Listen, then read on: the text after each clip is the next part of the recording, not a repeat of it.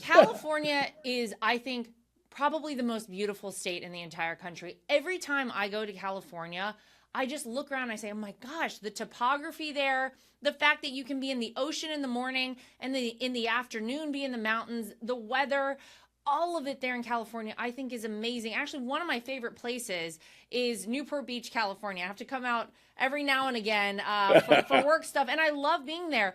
But California, you're right when you say that it feels like it's burning. A lot of us look at the state and we say, you know what, you got to have the right leadership here. You cannot have these fire departments with their budgets cut back. You can't have these big reservoirs that are not full of water when you know that you have a fire danger. All of the obvious stuff, let alone the economics there in California, the just kind of the lunacy that I think has driven a lot of people out of there.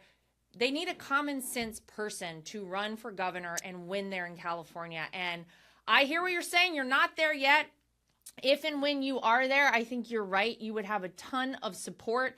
And please do fill us in on all that's going on Well, with all of I'll, that. I'll definitely keep you posted. I'll just say this, there's a listening deficit in this country and a listening deficit in this state. The thing that I've been doing is kind of traveling up and down, which I've been, Arnold Schwarzenegger named me chair of the California Council on Physical Fitness and Sport when he was governor. I've known him since I'm 19 years old.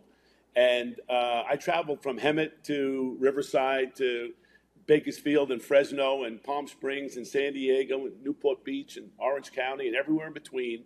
And I've been up and down the state lots and lots of times. And what I come to understand is, and you know this, Laura, and it's the same thing with the country, but I'll talk about Cali. Most people get along. Yeah. People get along. And I'm really good at getting people out there to come together to get along, no matter where you come from, no matter what your deal is. This state is awesome. You just said it. It's magnificent. And the way to get it back to where it was is to really kind of just settle things down, bring smart people together, and just lead arm in arm. And then we can all go to the beach and then go skiing and then hang out and go pick apples and, and live happily ever after. Because, look, like I said, I know sometimes I sound a lot like, candy canes and rainbows and lollipops and stuff, but why not?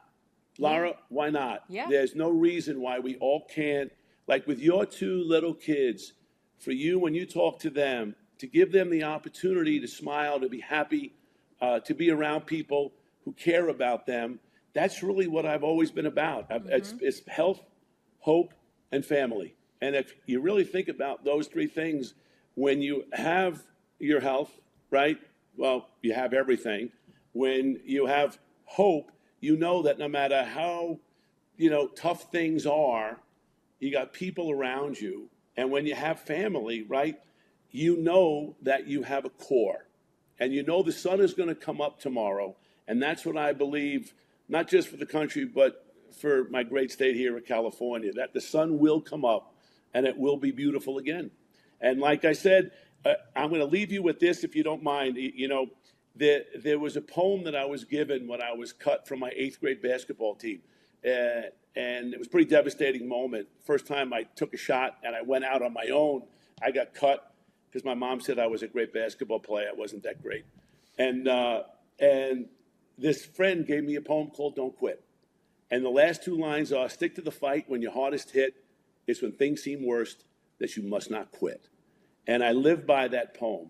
And I will end with this because I wanted to show you this. I wanted to say this. So our home burned down. We found nothing. There was nothing that was found. Everything burned, 30 years worth. My assistant, Craig, who has been with me for over 30 years, we were trying to look for Tracy's wedding ring, whatever it might have been. However, we're trying to find anything. He found something, and I'm not kidding you. I have it here. We're going to frame it. Oh, wow. And I'm going to show you this. This is the only thing that was found in my home. Oh, my gosh. That's crazy. What a sign, Jake. What a sign. Are you kidding me? Lara, That's incredible. is that insane?